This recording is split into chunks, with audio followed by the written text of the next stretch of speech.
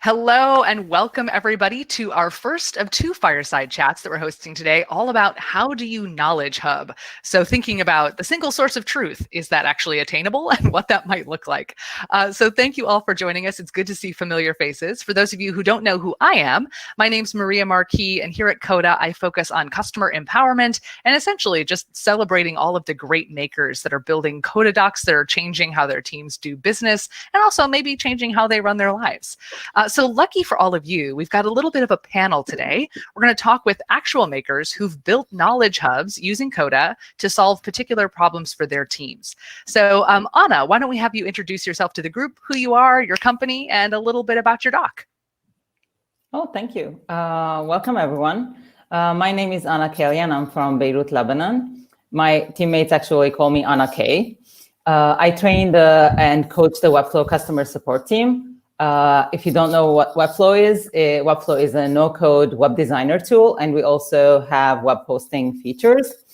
I really enjoy making knowledge-based articles, which actually I call recipes because they are versatile as like cooking recipes. And I really, really enjoyed onboarding new teammates when I walked them through the Coda knowledge base that we have. It was really fun. We onboarded 8 people last November in different time zones, which was really cool. But yeah, the Coda knowledge base actually really helped. Fabulous. Excellent. Cool. And then we have Elliot. Elliot, do you want to introduce yourself to the group? Who you are, a little bit about your company, and a little bit about your doc? Clearly, I need more coffee. Hey, everyone. My name is Elliot. I'm head of product operations in Panda company. We're actually building document automation software for fast-moving teams. So that's how we call our clients. Actually, my job is like connecting 3 levels: people, process, and tools in the product team. And that's why like Coda for us is kind of the core system for connecting all of this. And I work in inner processes in our teams, connecting with like other teams, other departments like marketing, sales, customer success, and others. And that's like why we're creating this like single source of truth inside. Awesome. Thank you. And we're also joined by my fabulous colleague, John, which if you've attended any of our webinars, you've probably seen him. We're having some weird audio issues, so he might sound like a robot. But John, do you want to try introducing yourself to the group today? Sure. This might be the first and last time I talk. So, hi, everyone. I get to work with the wonderful makers. The echo is so bad. I'm so sorry. But I will, let me see if I can do my best. My name's John Scruggum. Here at Coda, I work on our helping our customers get up and running. I am a customer support and customer success and account manager, also a bit of a partner with all of our customers. I nerd out on building docs, particularly knowledge hubs. And I'm a really cool guy, and I don't always sound like a robot. I just sound like a robot today. Did I get it, John? Fabulous. Excellent. I love it. We got John, you never sounded better. Beautiful, Marco. Fantastic. So just a little bit of of how today's going to work. We're going to take a look at the docs that both Anna and Ilya have built. Both are knowledge hubs, but both are very specific to their organization and their team. So not every knowledge hub is created equal, right? Depending on what you're looking for, you're going to need to build it in a slightly different way. So we're going to do a bit of a demo, but if at any point in time today you have a question or a thought or an emotional outburst, please just let us know. You can post to chat if you've got any ideas there, but we also have the ability to ask a question. So along the bottom of the screen, if you click ask a question, you can post one there. You can also upvote and downvote questions. So if there's something that you're also interested in, that helps us make sure that we can cover everything that's going to be most valuable to you. So any questions are fair game today. Please feel free. There's no such thing as an interruption. Today is about all of us having a conversation about how we manage the need to keep all of our information organized, clear, and helpful for folks who might be coming in new to our organization or new to our team. We'll also be sharing the fabulous template docs that both Anna and Ilya have made of what they're going to show us today, so that you can go ahead and use all of their brilliance as you're starting to solve your own business issues as well. So without further ado, let's dive in to some docs. So before we have y'all share your screens, let's just start off with kind of an understanding of the problem that you needed to solve. So Ilya, let's start with you. What was the problem that this doc needed to solve for you and your team? What were you struggling with, and what were you hoping to solve?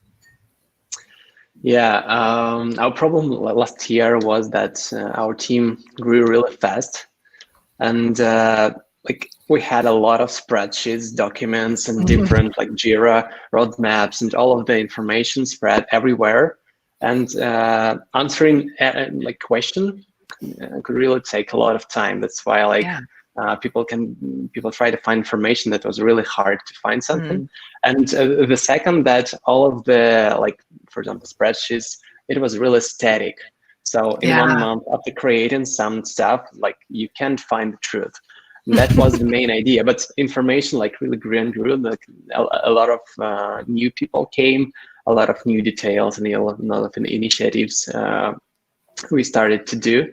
And that's why it was really hard to connect things together. That's why like that was the first idea, how we can connect things and make them not static but dynamic, like real world. Yeah, totally.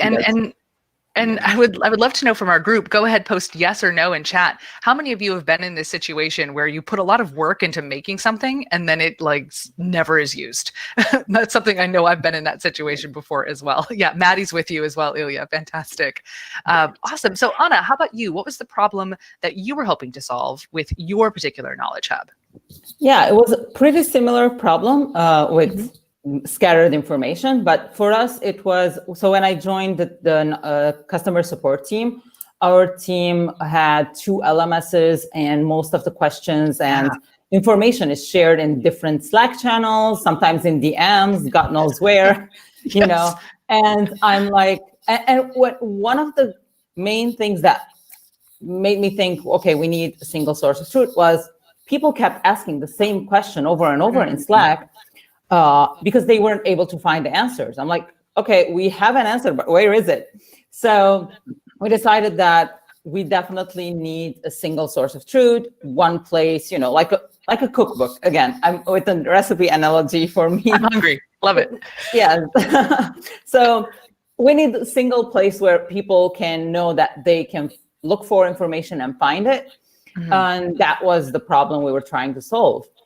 And Coda actually was one of the solutions we had. Some at the time, our team was using Notion, and they were like, why don't we use Notion? Others wanted to use Google Docs, and I said no. It's obvious that it's going to be Coda because of specific features. And when I show you my doc, you'll see all the features that we use in Coda that you cannot replicate in any tool at the moment. So that was really helpful, and we got some buy-in because of that with the tool. Yeah.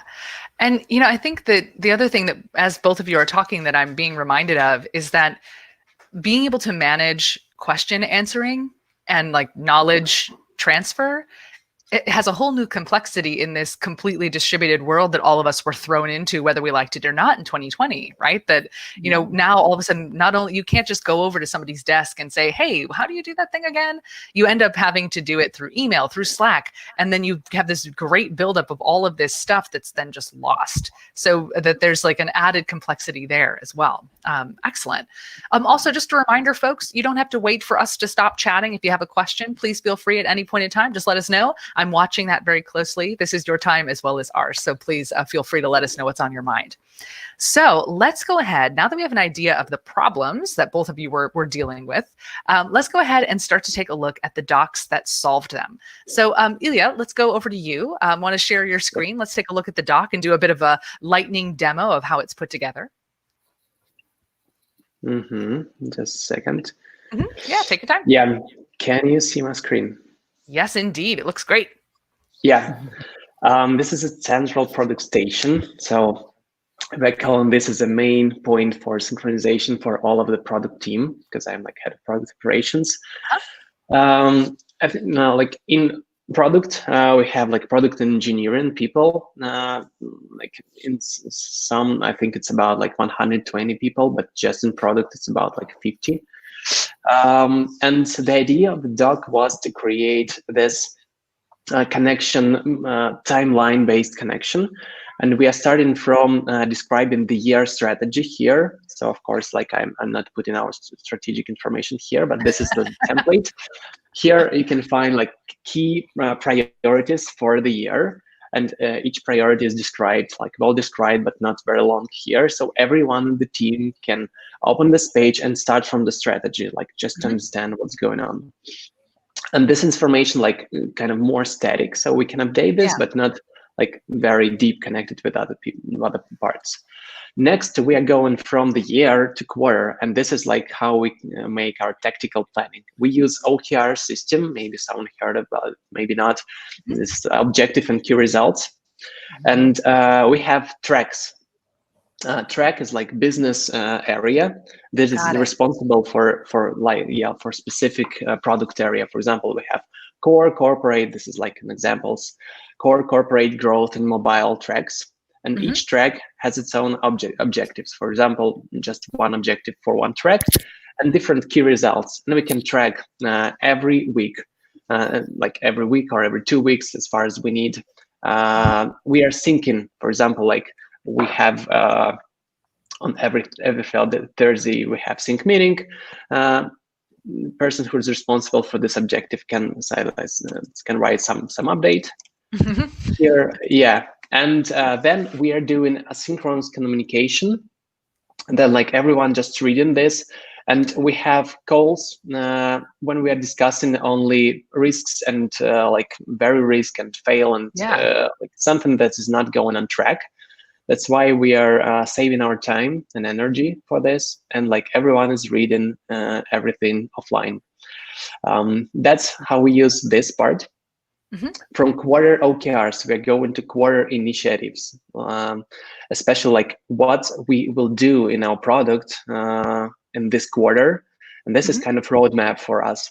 So we have the same tracks, we have initiatives, like we are sharing some descriptions here. Every initiative has its own stage, like whether the idea, it's in research, like we have a lot of stages. I put like key stages here. Yeah, so every initiative should go from like idea to brief to a discovery stage to delivery stage to a release stage to launch stage, and then like we can say that it's completed. We have responsible people: product manager, designer, product marketing, and some others. We also use this, and every initiative should be connected with OKR. So it's like going back again, year OKRs, year strategy, quarter OKRs, and initiatives in the quarter. Yeah. Okay, go next. And so here are like different like views by stage, like ideation, discovery, and view of the roadmap. Very nice feature that I like in Coda. This is a Gantt chart. Yeah, from quarter initiatives, we use our sprint cadence. So it's like agile practice. And this is actually the most important view for synchronization. So every sprint, teams are creating what they will, what they take from the list of the initiatives in the current sprint. So we can see the same breakdown: track, objective, and key result here, feature or initiative, stage, and then we have sprint goal. So what in this 2-week sprint we like as a development team we would like to do with these initiatives, and then like we are aligning with like product managers and development teams on the goal. And after that, like by the end of this, we can say achieved or not achieved. And this information, like very important for synchronization, what's going on. Also, we are connecting this with Jira epics. So that's how it is much easier to go next breakdown to user stories in Jira. So we are using this like for development. Got it. And also we have a weekly sync, like we're going year, quarter, 2 weeks, and the last one is a weekly syncs. This is used by product managers, first of all, and we use specific like events every week for every track. For example, growth track, every week sync for 30 minutes on Mondays. and they are putting their updates here, then automation works like this update is going to last week update, and Cool. that's how like we can see all of the history, what's going on with every initiative from week to week. Also, like we use simple button algorithms to add things to the next sprint. So if I add this button, I will see in the next sprint like suggestion to work on the next sprint. Yeah. Yeah. Cool. Basically, that's it. There is also like history is kind of a list of updates, but it's Yeah. not empty. So if you will work on this and put updates, so we'll have more information here.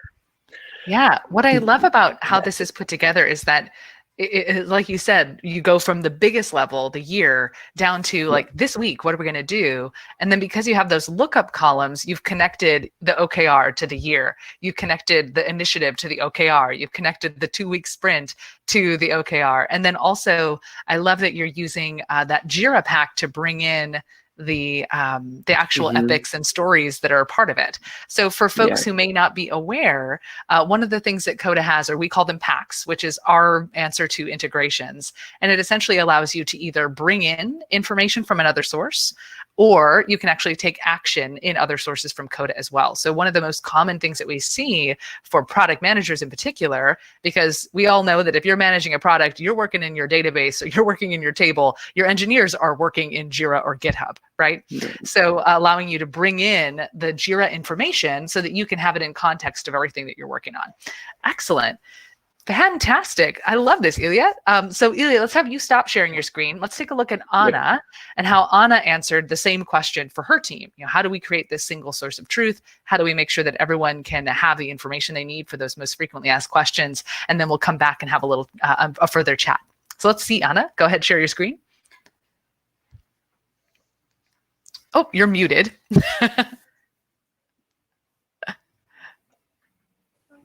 Can you see my screen? Yes, I can see your screen and you sound good. I feel like, oh, you're muted is like the catchphrase of the last year or so. Yeah. Go for it. Your screen looks great. Awesome. So the knowledge base we built is for this specifically for the customer support team. So it's it has a section. So I'm going to talk about the structure and then the navigation and how we use it. The structure is on the, in the sidebar. You can see that we have all the information about the company, policies, tools we use, tools of the trade, security best practices, things that we want the team to reference constantly, like our mission, vision, and behaviors, team information, and so on. And we also have a section at the top, which covers also like why do we use this knowledge base and how we find information. As I said, I call these recipes because these are like the procedures we kind of keep repeating, and we want everyone to know the answer. Like if someone asks any question, how do I search the knowledge base? Even that exists here. Everyone should be able to find any answer in this knowledge base. One of the main sections is the product knowledge base, which is where we add most of the content or the recipes over and over every single day. These are the things that change. And this is what follows our knowledge base iconography. So this is something I created after. So here's what happened when I shared the doc with the team. There were, it's a new tool. People were kind of confused, and they had this, let's say, they didn't like the search functionality with Coda because it searches for terms, exact terms. So they were kind of confused, like how can we use the knowledge base if we can't search it? So I came up with 2 ways to really navigate, actually 3 ways to navigate the knowledge base well, which was the structure in the sidebar, the iconography, and tags, which I'll go over. So iconography helps me with the page structure for each of the knowledge base docs. So if we go into one of the features pages, all feature pages have the star icon. So everyone can know that if I'm looking for something related to SSL and they type it in, they know that this is the top level page with the star. It's the main feature page. And every other page is included within that page. So if I go to this page now, everyone will know from the iconography that this page only, the first page only contains information. The second one is a guide of how to use this feature. Anything with the troubleshooting windows means that these are troubleshooting guides, and this one is for all the FAQs that we have for the team. That. And each page, so for each page, we also have, especially for troubleshooters, we have these hashtags, which makes it easy for folks to find something. Because if I search for SSL, only the word, it might appear everywhere. But if I want to specify that this is a doc specific or an article specific to this feature or this word, then it's easier to really quickly look at the words. And it's kind of like, you have all the important phrases in a hashtag line. So it's easier to identify which document you're looking for. Yeah. So these were really helpful for our team to quickly identify, because this is a sample, but we have like pages long of FAQs and knowledge-based articles, guides, and troubleshooters. So this iconography is something that is really helpful. Also, it saves me a ton of time. Instead of deciding what icon to choose, I'm like, I know exactly what it is. And these are, for example, this one is a process or a procedure, which I call a recipe. The reason I call them recipes is because most of these have ingredients, which are like links and resources. Here are the links and resources, or the tools you need to troubleshoot this, or to take these actions. And then you have the steps to take to troubleshoot something or resolve something. So it is like a recipe. And in a lot of cases, you can just read it once and say, okay, I know the recipe. I can do whatever I can, some steps before the others. But in other cases, you have to follow. It's like diffusing a bomb. You have to follow the steps exactly as is, or else the bomb goes off. So we specify that at the top, and we use colors like red and, So I really enjoy building this. And here's, for example, the FAQs, where we add both internal FAQs and customer frequently asked questions. Cool. And these appear in these pages as filtered views. So all site search FAQs are here, and so on. Got it. And also, one of the other features we use is the knowledge-based changelog. So every time we add a new page, we just use this button to create a new entry, and then add either the new content, also the updated content, and what was updated. Nice. We actually mention what was updated. This is really helpful. It can be filtered as well for if folks who have been away for a week, they can check the latest updates. Even though I do use formulas to also show the same results in a text that I can actually copy paste and share it in Slack, because some folks are not used to checking this page yet. Sure. And the last feature I want to show you is the glossary, which is one of my favorite things, because it's one of the reasons why I believe Coda can be used as a source of truth, among many reasons, because it allows you to reuse content and @mention roles everywhere. So I mean, I can @mention this new acronym everywhere in my doc without needing to explain it over and over again.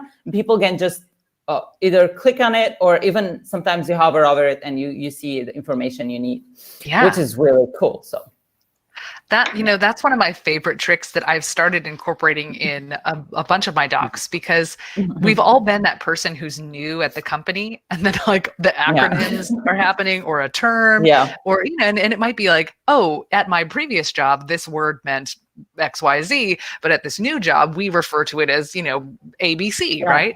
And so again, and also thinking about making it really easy for the person who's making the updates. You don't have to worry like, where was every time that I mentioned SSL in this document? Yeah. And do I have to go and update it everywhere?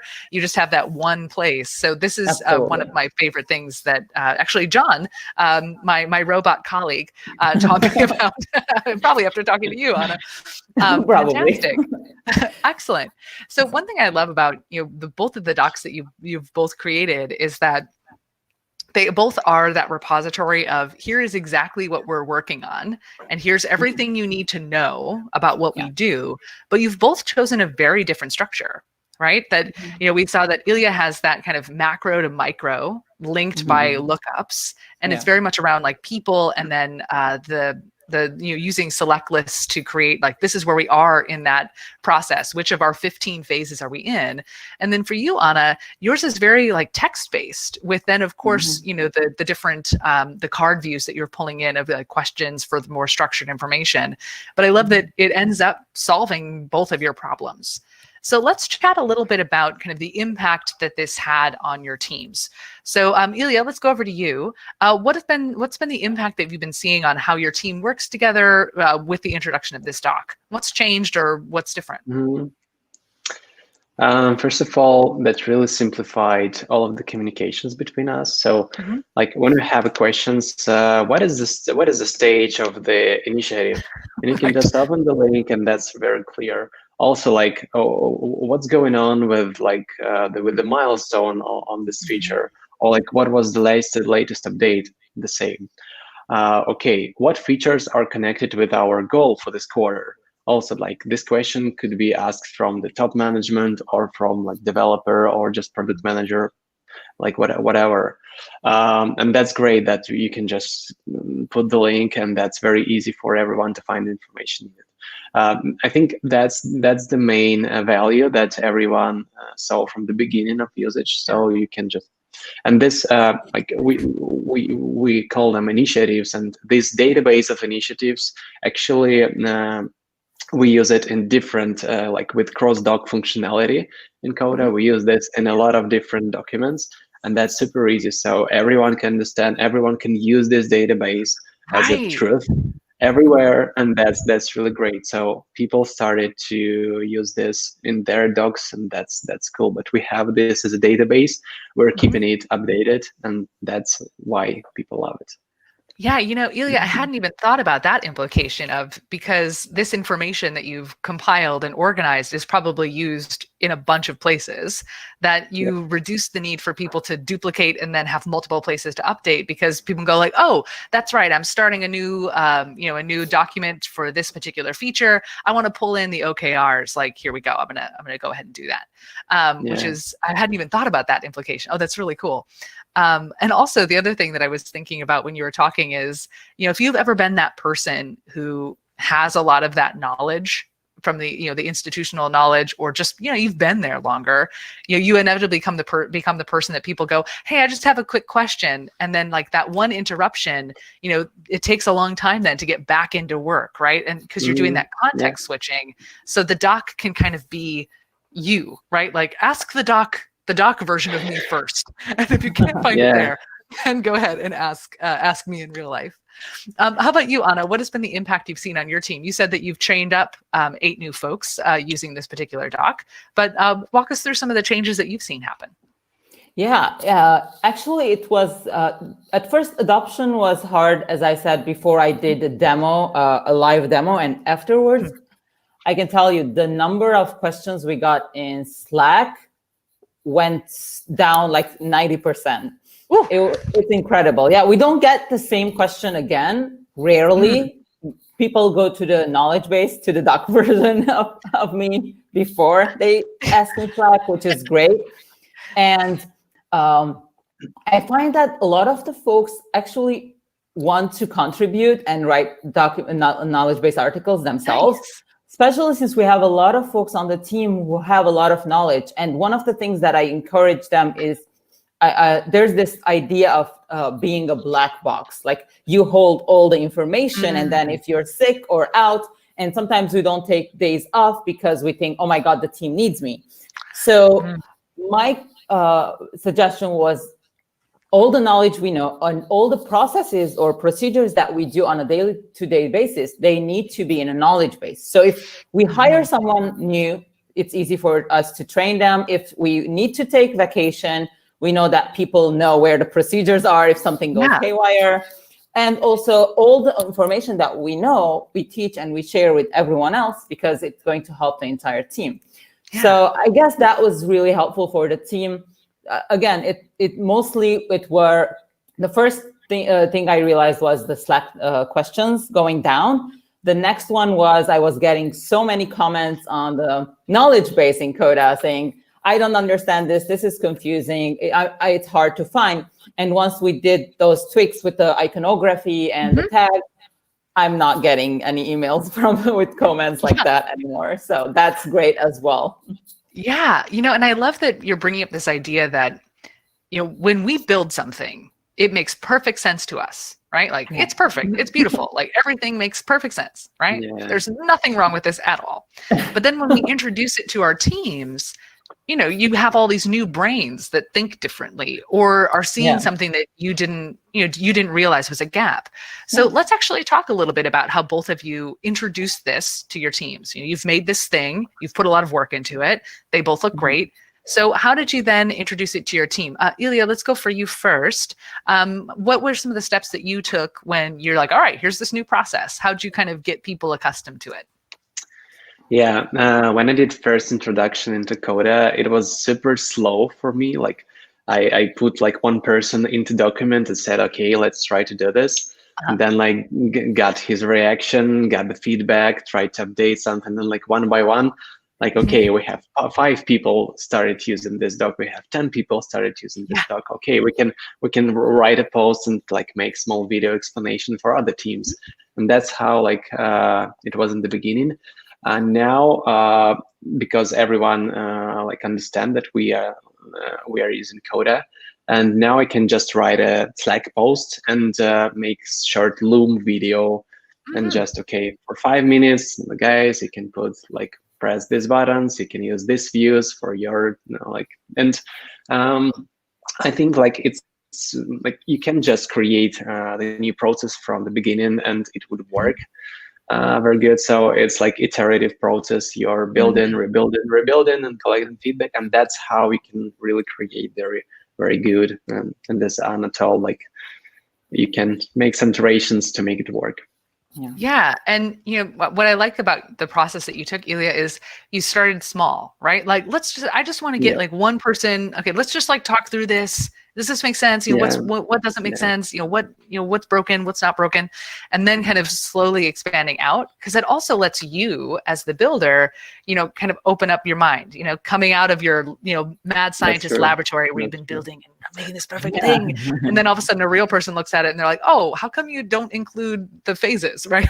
You never know what you're going to miss. And taking that slow rollout. And also big fan, and I know John also is a big fan of this, is creating those short little videos and even just putting them in your doc. Like, this is how it works. Here's how it's put together.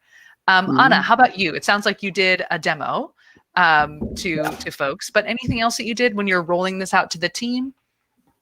Yeah, it was similar to Ilya. I showed it to some of the managers on the customer support team. Everyone was on board. I'm the type of person who wants everything in there. And I got a lot of feedback saying, hey, this is not going to be easy to manage and update and keep up to date. I was excited or fascinated with the Coda features. So I built this huge table of every feature we have with every detail about it. I mean, yeah, it's a dream, but it wasn't going to work with one person updating everything. So yeah, I got a ton of feedback. Then we decided, okay, let's keep things simple. And we went with that. And then the next part of the feedback was I did a short recorded demo. And then I got all those comments and the feedback. And then with some of the iterations, and then we had a live walkthrough explaining how to find content, and which was the main issue with the team. And now I feel like everyone's happy with the knowledge base. And mostly I got live feedback from the folks I onboarded. Everyone was stoked. We actually onboarded these folks in 5 days, which would take us forever. That's to amazing. do. Because we realized if you have everything written out, it's you teach the basics. Excuse my cooking analogy again. You teach the basics. Once they know the basics, they don't need to learn all the recipes, right? They can get the recipe card and they know the basics. They can cook anything. And that's when we realized we don't need to teach them and onboard them by teaching them every single thing. We just want to make sure that they are really understanding of the fundamentals, basics, do's and don'ts, and they know exactly how the tools they are going to use on a day-to-day basis work. Yeah. And get familiar with that. And afterwards, it's just easy. Just pick up the recipe card.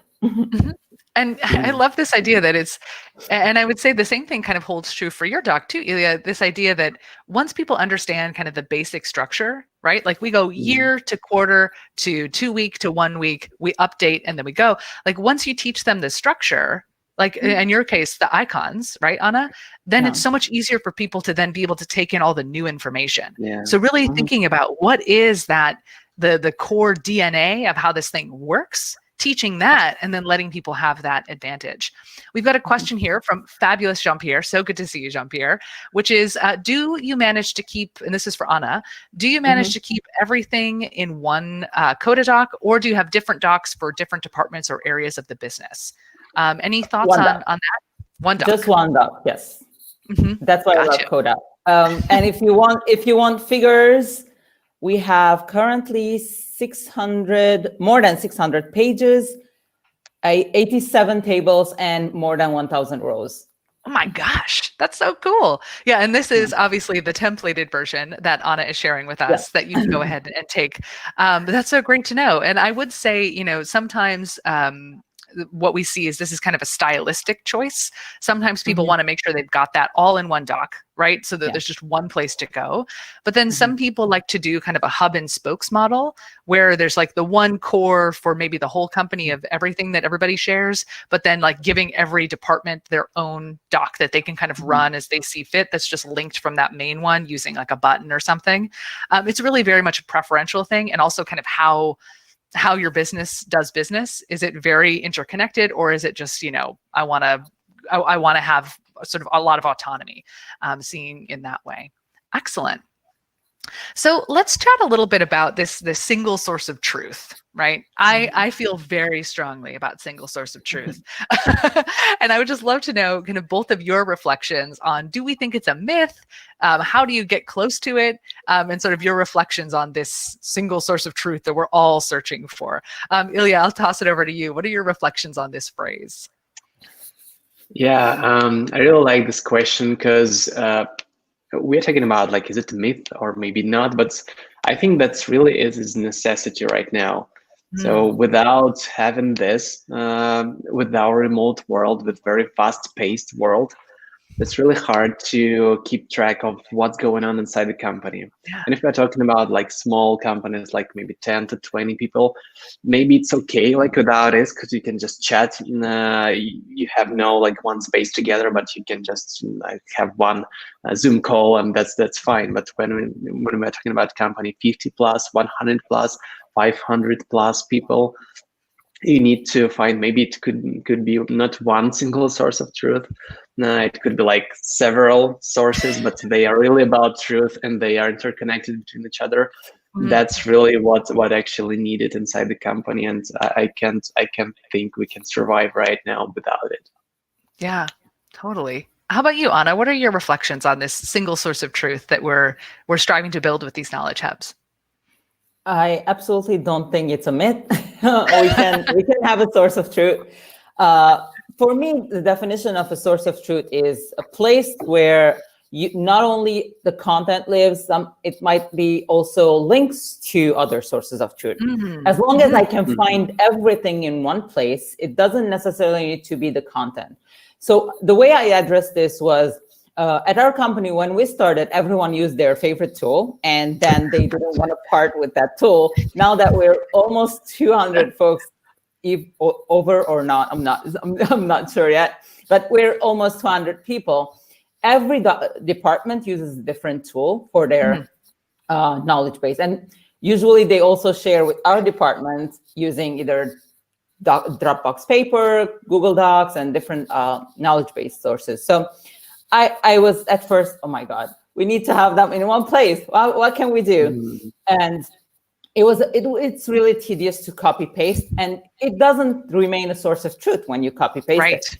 So what was the solution for me was using a link. So I create a button, call it source of truth. Here's the source of truth, but I use a description or a string of tags, as I showed, hashtags, with all the keywords that someone might search to find that doc. So the key is, if I'm searching for XYZ, I need to find either the content in the knowledge base in Coda or the link to the actual source of truth. Right. So that's one way that we address that outside of Coda.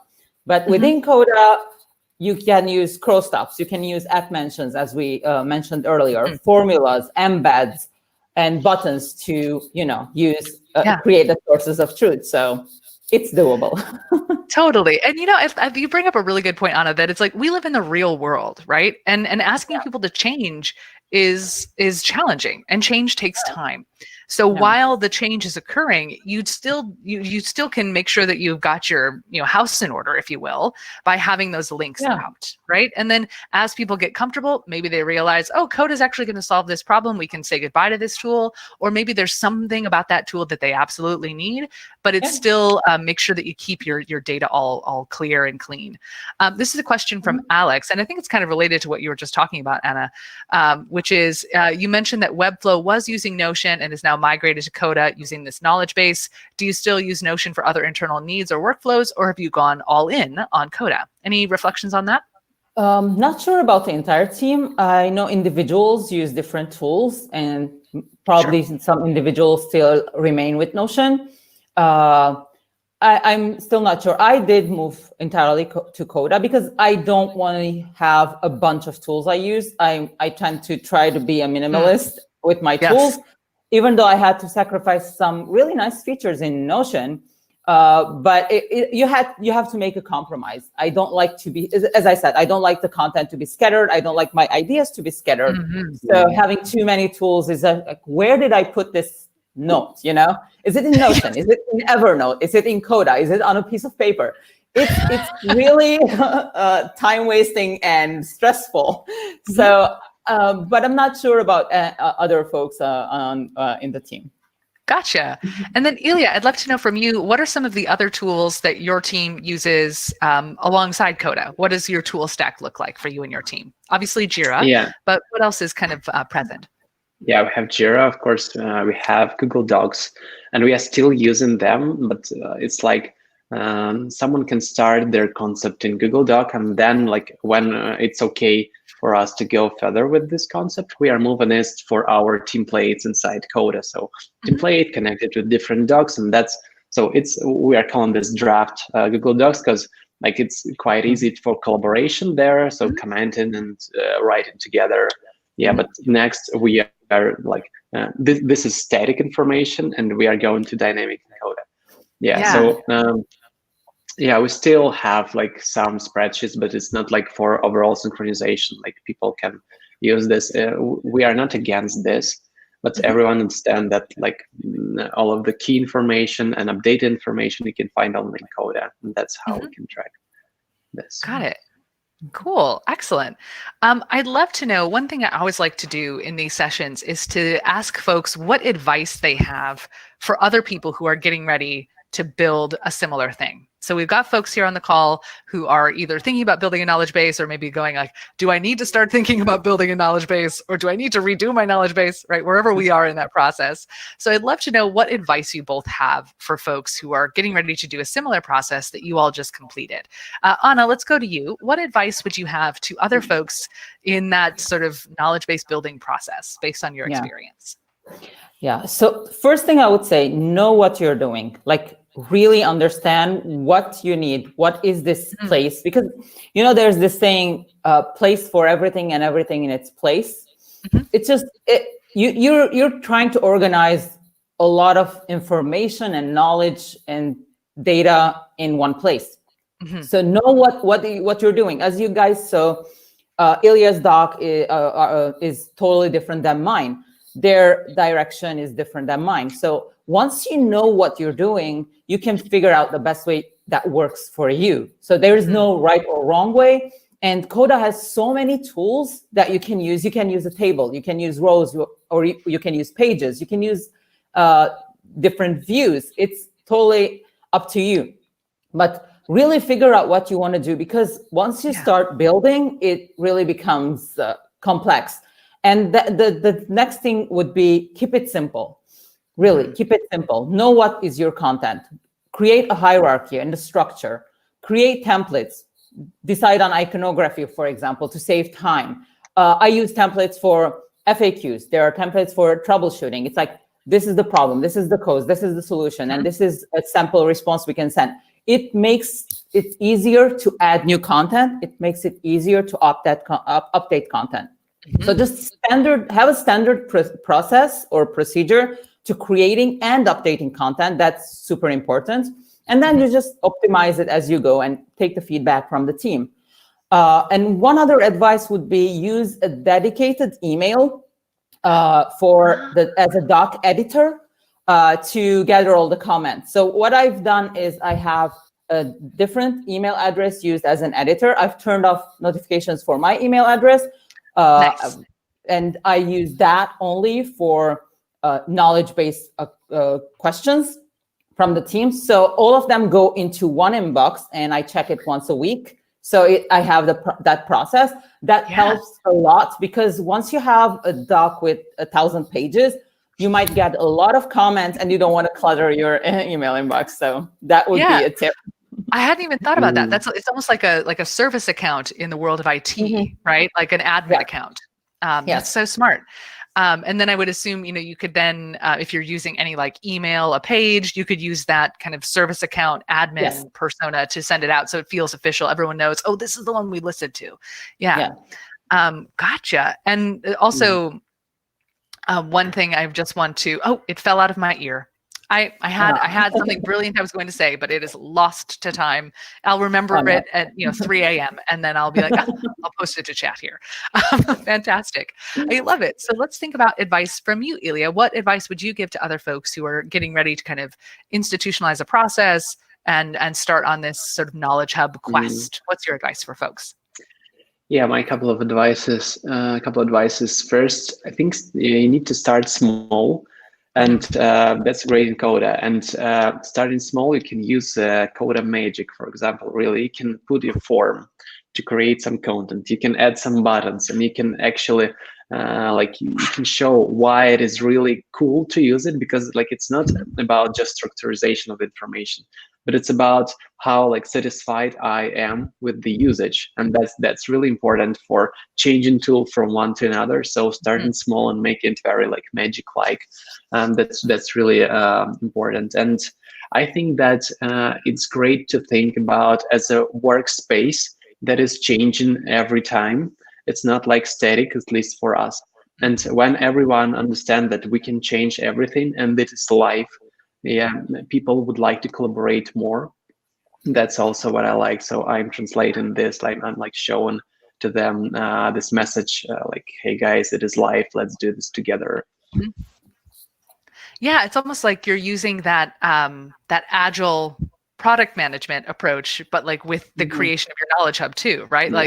Let's not spend a year building it before we start to use it. Let's do a 2-week sprint. Let's figure something out. Let's start with a small thing and then figure out what we want to do next to optimize it. Fantastic. Also, I remembered what fell out of my ear. Anna, you were talking about templates and creating a structure that people can then duplicate. For folks who might be new to Coda, one thing that you can do is if you have a page, you can click the little ... icon next to it and choose duplicate.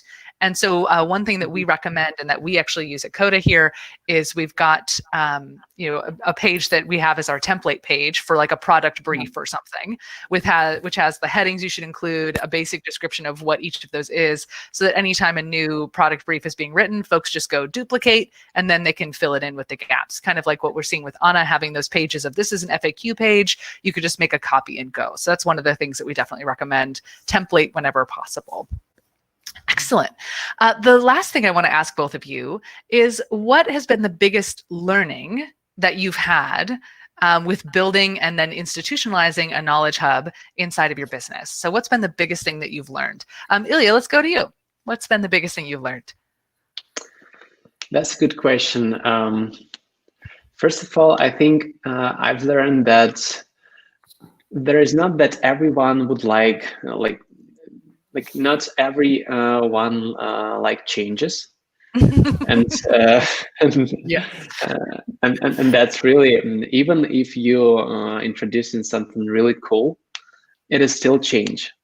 And you need like to bring this to break this gap and to bring some new things into their world. You need like to be very accurate with changing this. So I think I've learned a lot about how to transform teams and their processes, with like changing the way how we work, changing tools. That's like all about my work right now. So I think this like Coda transformation also helped me, not with the result, but with understanding how it works as a process. That's such a good call out. That what you said around, even if the change is something really cool, it's still change. And underestimating how much that can stress people out, even if they're on board, right? Excellent. Anna, how about you? What is the biggest learning that you've had in the building of this process? Well, I learned a lot. It was a long process. I learned how to use Coda really well, which is great. I learned that not everyone thinks the same way as I do. Not everyone thinks that the structures or all the things that I think that are common sense and everyone will accept are not everyone thinks that that's the same thing. We don't agree on everything. Totally. But I also found that when you're communicating with folks and with all the feedback you're getting, that as we work as a team, you can really find something that works for everyone. Even if it's like, again, going to the simplest form always works. Like I'm the type of person who doesn't like clutter. That's why maybe I refuse using a lot of tools, and I like to simplify it. Yes, just give me a blank page and a few blocks of text. I actually use the toggle feature so much to hide images on pages. Understanding folks. There are folks with different disabilities or different disorders who really cannot see 10 GIFs on a page.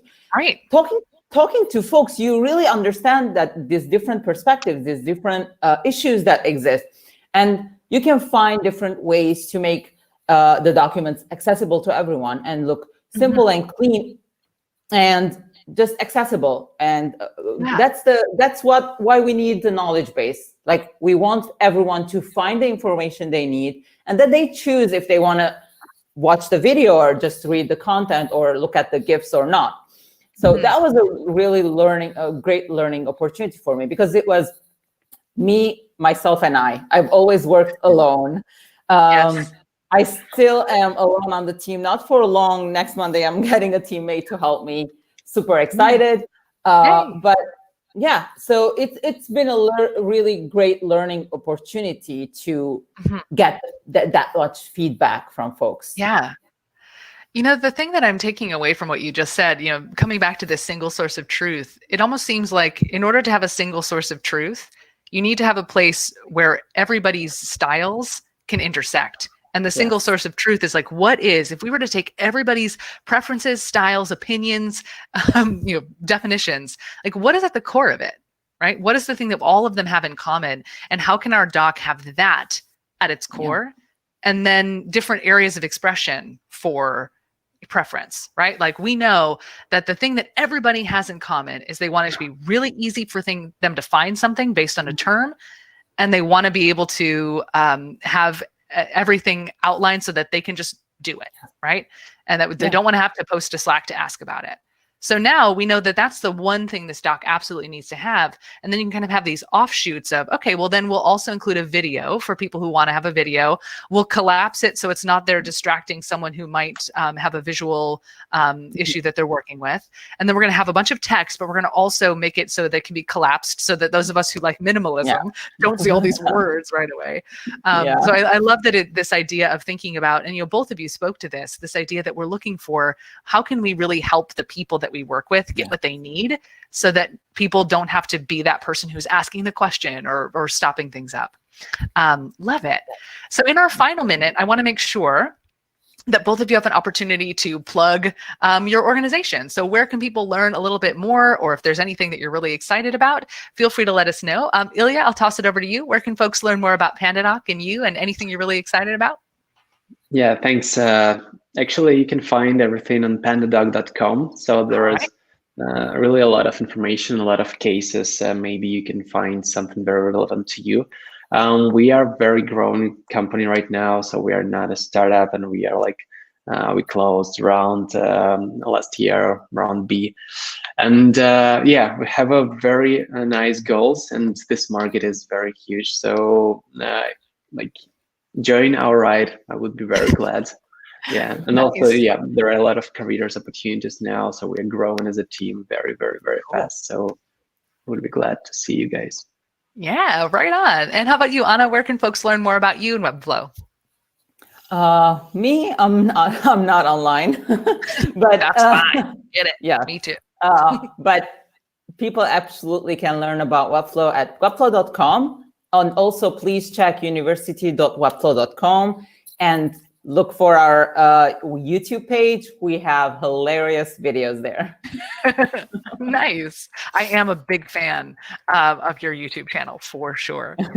Well, I want to thank both of you so much for taking a full hour out of your evening, since I know both of you are ahead of me. You've already lived today. I really appreciate it. It's so nice to just sit down, talk about your brilliance, your insights. I know I learned some things today. Remember, folks, you can snag templates from both Anna and Ilya in the gallery. I've also posted them over to the chat. But thank you both so much for sharing your insights, for sharing your humor. This has been a true delight, and I'm so glad to have you all in our maker community. So thank you so much. Thanks everyone for joining us. Have a lovely evening, you too. Have a lovely morning, afternoon, evening, wherever you are in this wonderful world of ours audience, and we'll see you next time. All right. Bye, everybody. Thank you.